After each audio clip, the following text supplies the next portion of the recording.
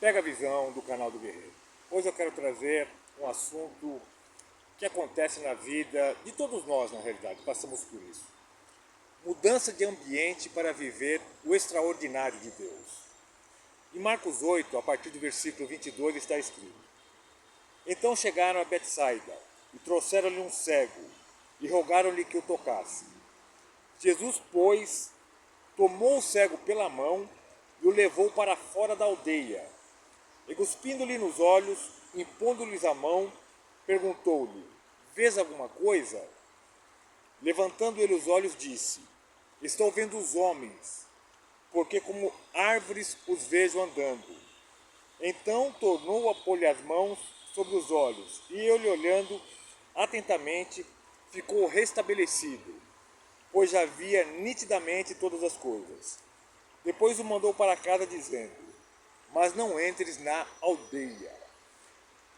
Alguma circunstância, Jesus ele vai tirar a pessoa do ambiente para que o milagre aconteça na vida dela.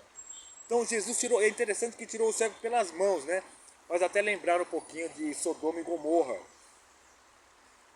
A família de Ló sendo tirada à força pelas mãos para viver o milagre e não ficar debaixo da sentença que ocorreu naquela cidade.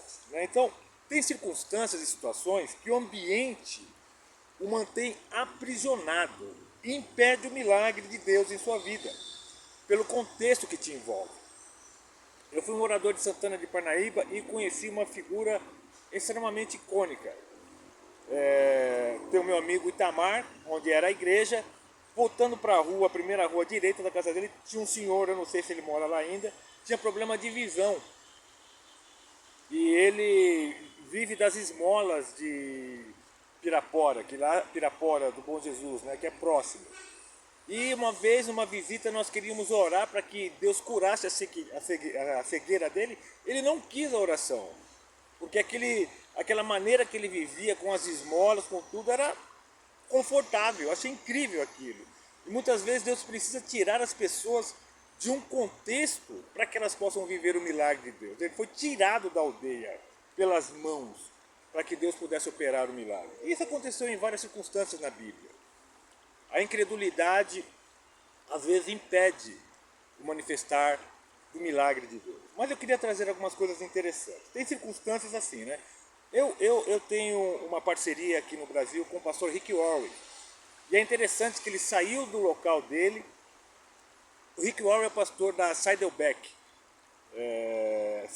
Church. É uma mega igreja batista. Para vocês terem uma ideia, a movimentação de membros por semana é de 30 mil membros. Era de 30 mil membros. Hoje eu nem sei como é que está, né?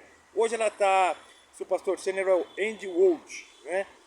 E Rick Warren, ele saiu de uma cidade para outra com a esposa dele e parou num local e foi alugar um local que tinha um desengrejado.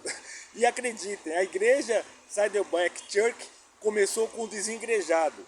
Uma pessoa que estava triste com a igreja, com algumas coisas, e começou, e hoje está lá a Saddleback Church com frequência de 30 mil membros por semana. Então veja só que loucura, né? Então Deus às vezes tira você de um ambiente para você viver o extraordinário de Deus.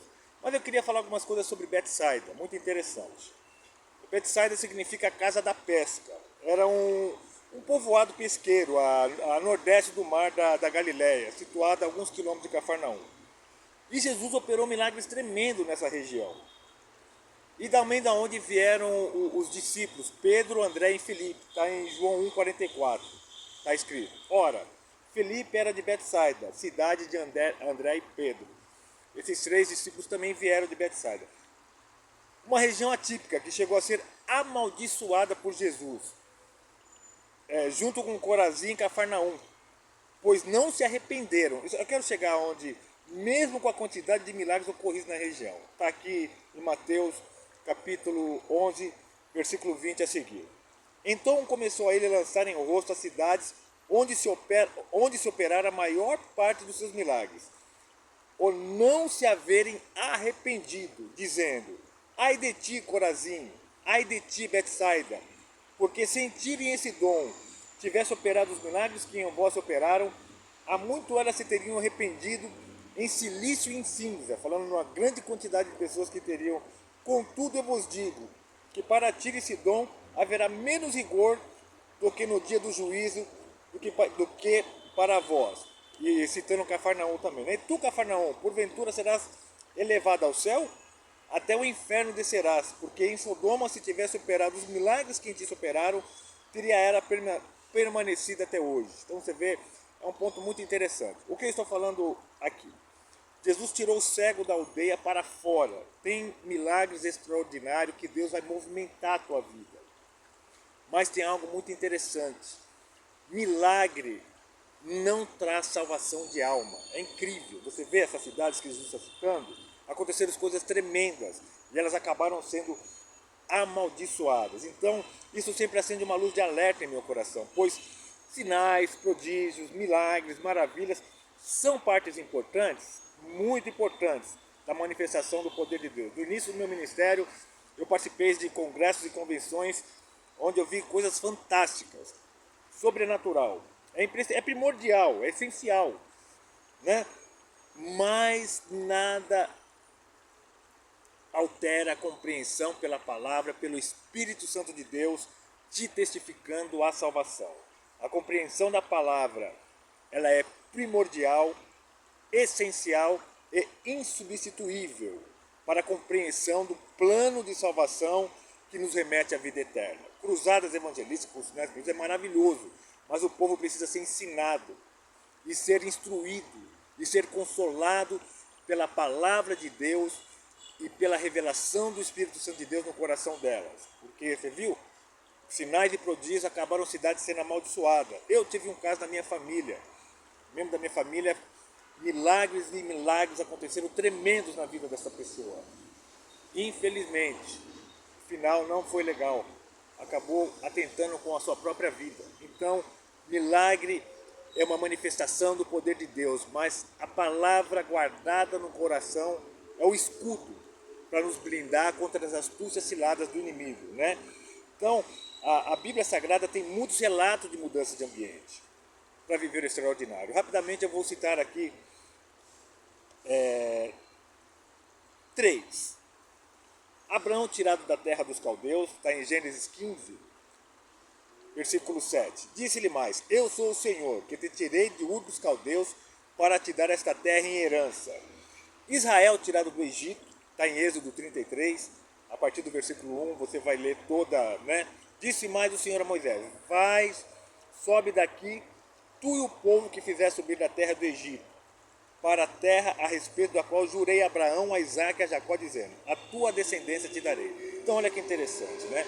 Tem circunstância que Deus tira para uma nova transformação, e tem circunstância que Deus tira, lapida e depois devolve. É o que aconteceu com o povo de Israel, que eles foram tirados da terra prometida, depois eles voltaram para reconquistar, e estava ali os jebuseus e toda aquela batalha que nós vemos que a Bíblia relata.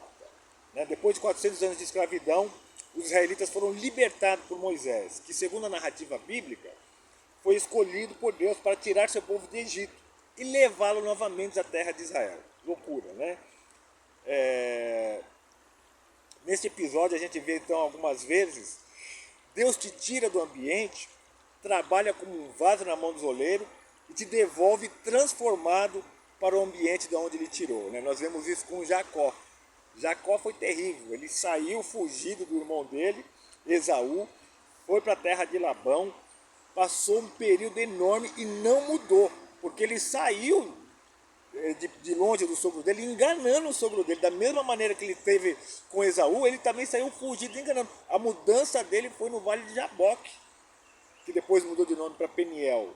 Ali que foi a transformação, passou um tempão lapidado e foi onde foi tocado na coxa dele lá e houve uma transformação. Esse foi terrível. E para finalizar, Deus é um Deus que muda ambientes. E ele prova, tudo que Deus ensina, ele dá exemplo para nós. Porque Jesus Cristo, ele saiu da glória, do ambiente do céu. Como está em Filipenses 2, a partir do versículo 5. Se humilhou, se tornou semelhante a mim e a você. Passou pela maior humilhação e desprezo, como está em Isaías 53, foi desprezado As pessoas olhavam para ele como um desprezado, por mim e por você. Né? Morreu em morte de cruz. Saiu do ambiente do céu, veio para a terra, chegou na terra, ele desceu ainda mais em morte de cruz. Foi morto ao terceiro dia, ressuscitou, andou novamente pela terra e voltou para estar hoje, e foi exaltado, está hoje à destra do Pai. Eu não sei como que Deus vai fazer na tua vida, eu não sei se você está num local de conforto ou num lugar de incredulidade que tem impedido você de crescer naquilo que Deus tem a fazer na tua vida. Mas diante de todos os sinais, prodígios e maravilha, o maior milagre que Deus quer fazer na tua vida é o milagre do plano da salvação. Ele quer salvar a tua alma. Milagres, sinais, prodígios, manifesta o poder de Deus nessa terra. Mas o maior milagre que você pode viver aqui nessa terra é a salvação da tua alma, pelo plano perfeito de Jesus Cristo para nos salvar. Eu não sei de que ambiente ele vai te movimentar, mas de todos os ambientes que ele te movimentar, fica firme na tua salvação, porque é ela que vai te conduzir à vida eterna. E salvação só através de Jesus Cristo. Ele é o caminho, a verdade e a vida. E ninguém chega ao Pai se não ser por Ele. E como conhecer essa verdade? Palavra de Deus. Não compreende? O Espírito Santo de Deus vai te trazer compreensão daquilo que você necessita para viver uma vida eterna com Cristo. Pega a visão do canal do Guerreiro, tenha um dia abençoado.